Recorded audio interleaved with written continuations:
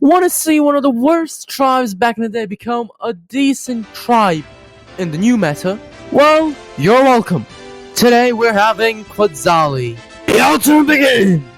They start with strategy being a second tier tech, allowing them to produce defenders and offering peace treaties, also leading to diplomacy.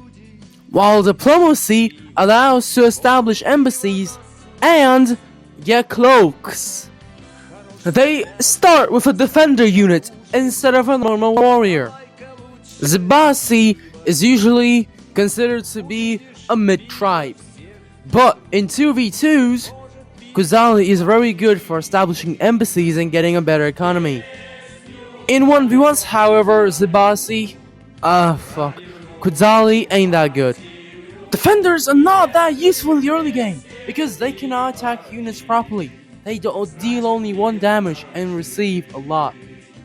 Terrain! Quetzali has 90% cut crop rate and a 2x fruit spawn rate, which makes their economy diverse more to organization, either than being more of a crop-reliant economy.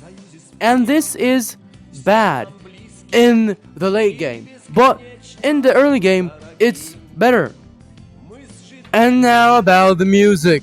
This is the Quetzali music.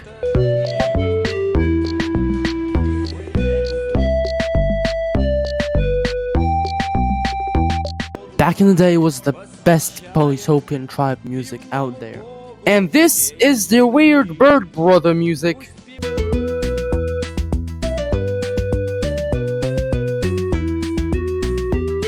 Now this is also good, but not the best out there. And now, a story and a live game.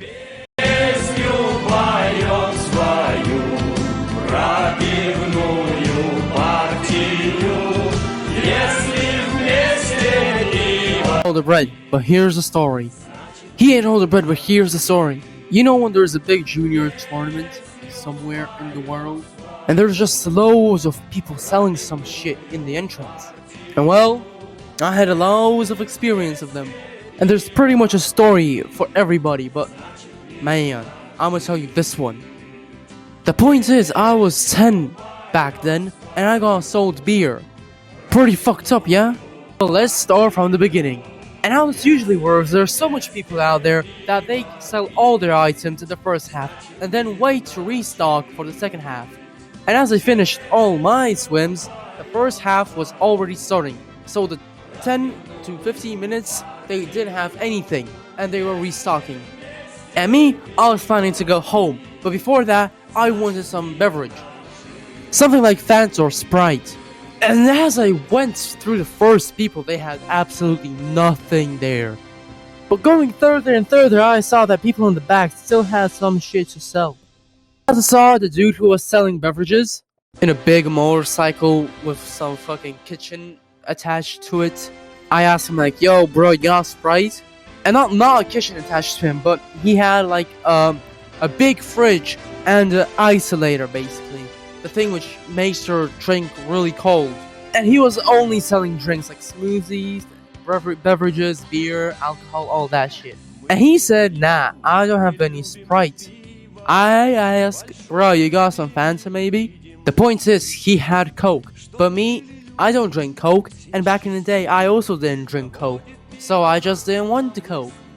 I asked, you have water?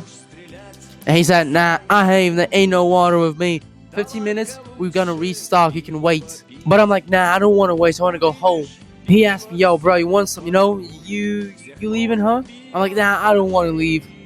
I really want to drink real hard. And brother's like, yo man, some beer, yeah? Nobody gonna see it, yeah? Like, you want some beer? 50 baht, all that shit, At first I thought that he was joking. So I jokingly said, yeah, I want that beer. And then I give him 50 baht. I think that he'll just say, nah bro, it's a joke. And we'll laugh. But he takes the 50 baht. The next thing I see, he gets the beer. And the thing that you need is basically you need to put the beer in that century thing of that icing machine, and you need a storage round. and he puts the beer inside there, several fucking bottles of beer, and starts stirring them around. 5 minutes later, bam, the beer's ready. He pours it all in a big chug and sells it to me. And I'm like, thanks, bruh. I was really hyped up after that, so I started to drink a little bit. Then I really started taking really small sips, so my parents won't know. My mom was shocked when she saw beer in my hands, and she asked, "What the fuck is this, huh?" And I said, "Don't worry, ma'am. This shit. I didn't drink it. It's for you. I bought it for you." And she said, "I don't drink beer. You know that." I'm like, "Oh fuck." Then I just tell her the story, what happened, all that. She believed me. That was really close to a whooping. But to be honest, what I could have done is I could have just drank it all there and then just throw it away and then come back. But I ain't doing that shit because I don't really like beer. It was just cool to try it, but I didn't really like beer. After that, I still remember the story. It was so fucking weird. Imagine you're the guy who's selling a 10-year-old beer because you don't have anything else to sell. Back in the day, I really thought about it, well, what the fuck just happened? But now I guess I understand it a little bit better and a little bit more. And what happened was, he works not for himself, but for some big dude. Maybe there's some mafia, not mafia, just some people who hire other people to sell on such tournaments. And this dude, he's just working for one of them. And maybe his salary was just dependent on how much stuff he sold. And if he didn't sell that beer, he might have get some 2 or 3 fucking 25 baht less of a salary. And it's all stacks up. And I ain't the only kid he sold beer.